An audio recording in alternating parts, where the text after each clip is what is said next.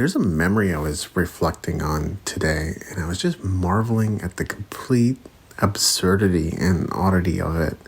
So I was teaching guitar in Airdrie many years ago, and they had something, I'm pretty sure it was called the School of Rock program, like a summer program for kids who wanted to continue to improve on their instruments through the summer.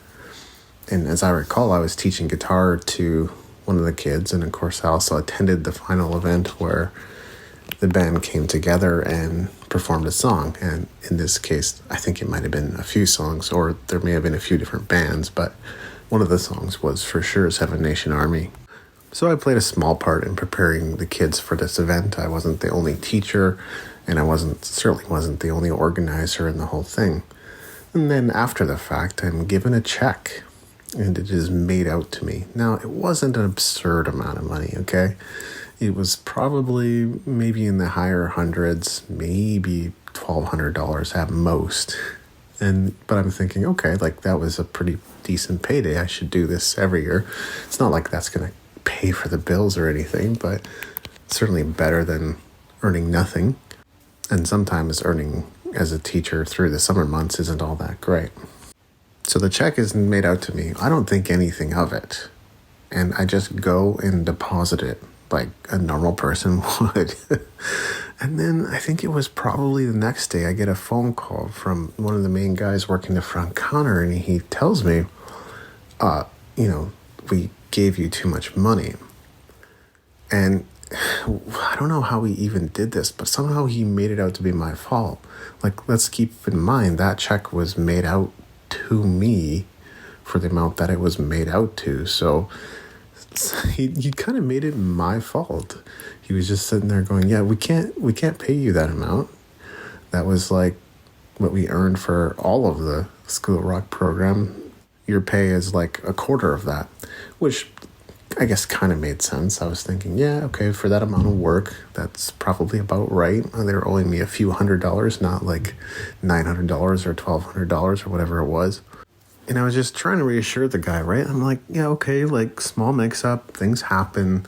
Let me get the rest of the money back to you, whatever I'm owing, and then everything will be sorted out, right? But he just kind of kept going on and on about, yeah, we can't pay you that. And why would you go and deposit that? And I'm like, it was a check with my name written on it. Like, why would there be any reason for me to be skeptical of that? Moral of the story? Well, I think there's a few different things you could take from that. One is like, so there comes a time for people that you need to speak up, right? Like, you may not be the outspoken type, but someone might try to smear your perfectly good name, and those are not situations where you can stay silent. Like, you really have to speak up and go like, this is not my fault. It didn't happen because of something I did. There was a mistake made on your end or someone else who was writing the checks or whatever it may be, but ultimately it wasn't my fault. Like, I'm not responsible for it.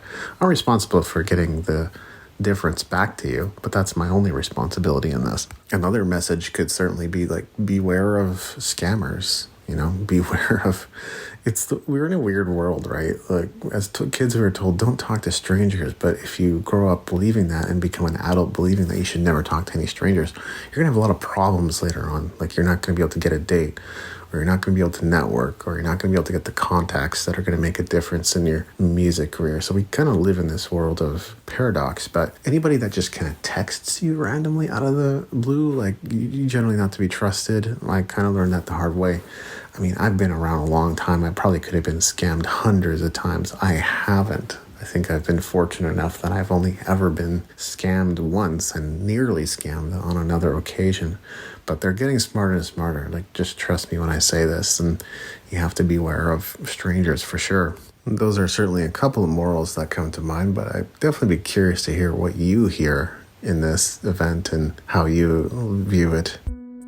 It's coming up fast and there's no time. Clean Slate 2024 is coming up fast, February 16th in Victoria, BC. You don't want to miss out on this incredible live music and multimedia event with a dosage of inspiration to light you up creatively and to have an amazing 2024. Once again, that's Clean Slate. You don't want to miss out, go to davidandrewweeb.com and you'll either have the option to get updates, win tickets, or buy tickets as soon as they go on sale. So once again, I invite you to go to davidandrewweeb.com and get your tickets right away.